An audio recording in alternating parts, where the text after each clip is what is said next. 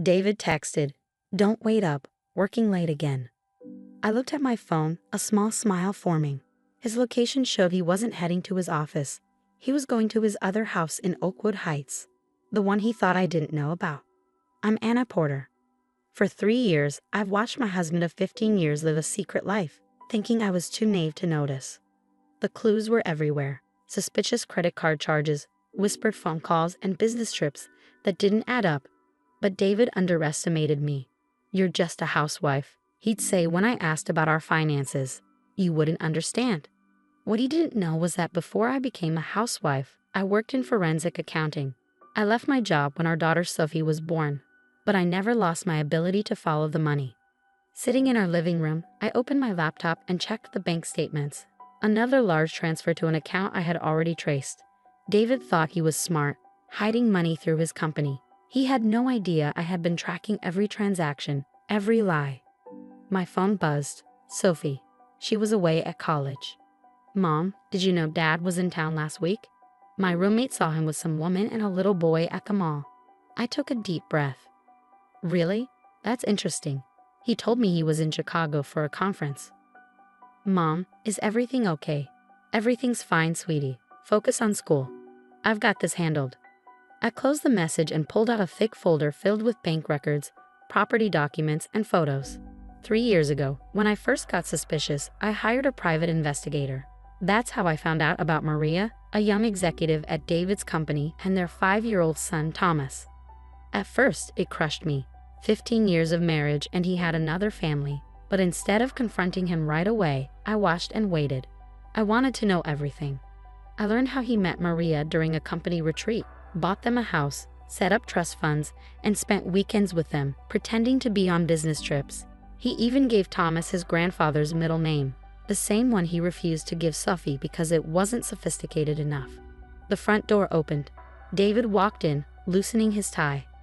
"Hey honey, rough day at the office," he said, kissing my cheek. He smelled of unfamiliar perfume and faintly of bubble bath.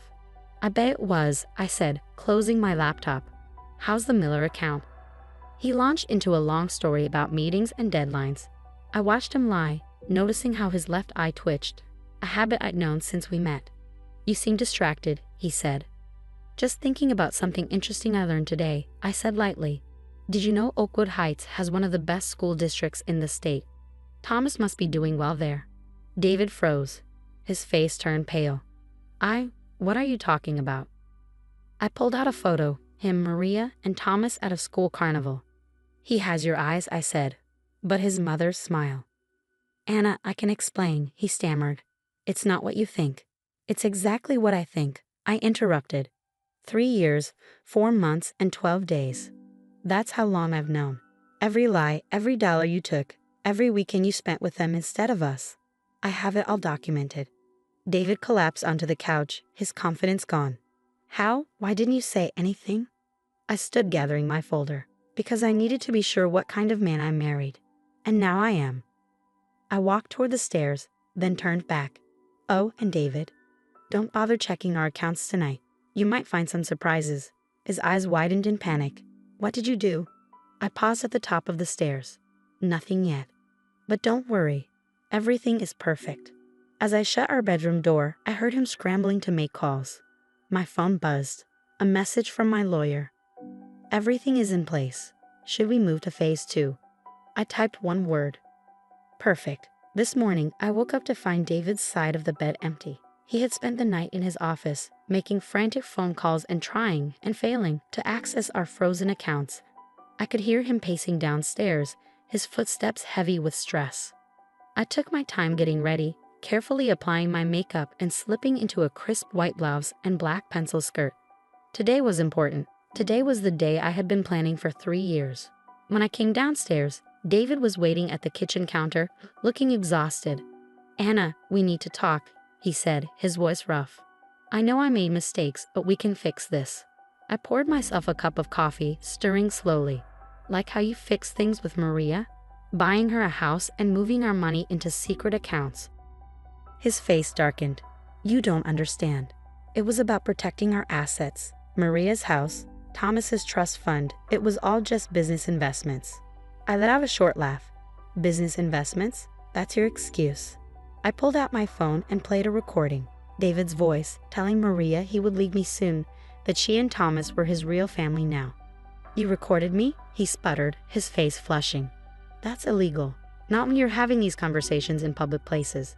The park where you meet Thomas, the restaurants where you celebrate secret anniversaries, all legal.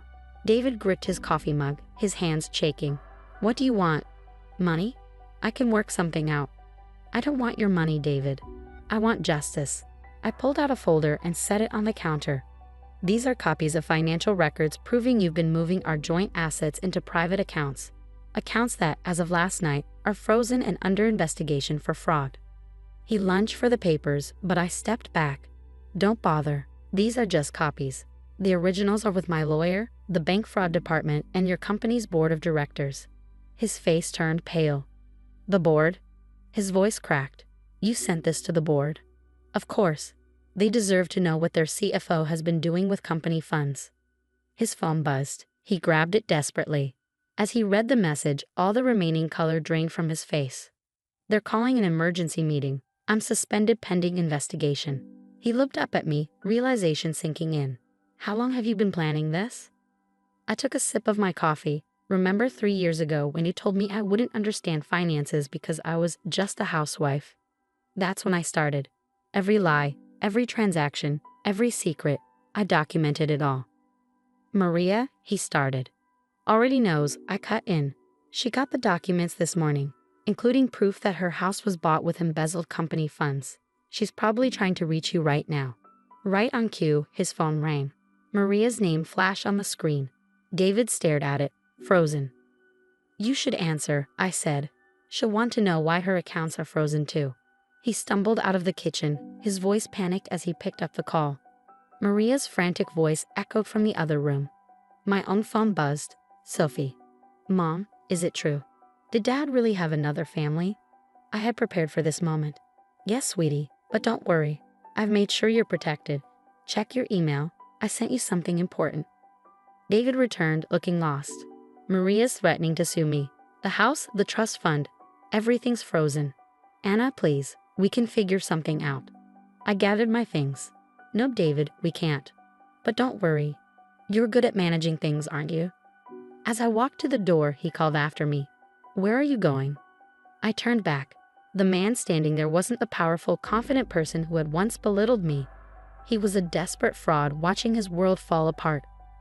I have a meeting with the board, I said. They're very interested in how you've been using company funds for your personal life. You can't do this to me, he whispered. I'm not doing anything to you, David. You did this to yourself. I'm just making sure everyone knows the truth. I opened the front door, then paused. Oh, and one more thing, he might want to call your lawyer. Mine will be in touch soon about the divorce. I stepped outside into the bright morning sunlight. Behind me, David stood in the doorway of what he thought was his perfect life. Phase 2 was complete. Everything was going exactly as planned. Everything fell apart for David just as I had planned. Within a week, he was officially fired as CFO. The board's investigation found even more fraud than I had uncovered. His career was ruined. Maria, terrified of losing everything, turned on him. She sued him, claiming she had no idea where the money came from. The house he bought for her was seized as part of the fraud case. Sitting in my lawyer's office, I reviewed the latest updates. The divorce is moving quickly, Jessica, my attorney, said. With the fraud charges and his legal troubles, he can't fight it. And Sophie's trust fund? I asked, though I already knew. Completely safe. You moved it before all of this started. She won't lose a penny. I nodded, relieved. Sophie had always been my priority. David had failed her as a father, but I never would. Surprisingly, Sophie took the news well. I always knew something wasn't right, she told me in a video call. He always missed important things, got defensive about his phone. I just never thought it was this bad. I'm sorry you had to find out like this, I said. Don't be, Mom. You protected us. You're the strongest person I know. Her words meant everything. A month later, David asked to meet. We sat in a quiet coffee shop, the same one where he used to meet Maria. The irony wasn't lost on me. I lost everything, he admitted, looking older.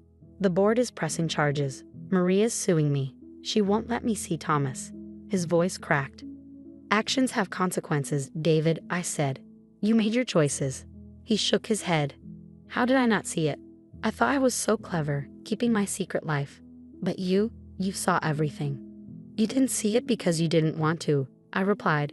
You underestimated me. You thought I was just a housewife. That was your biggest mistake. He looked at me, eyes red. Is there any chance? No, I cut him off.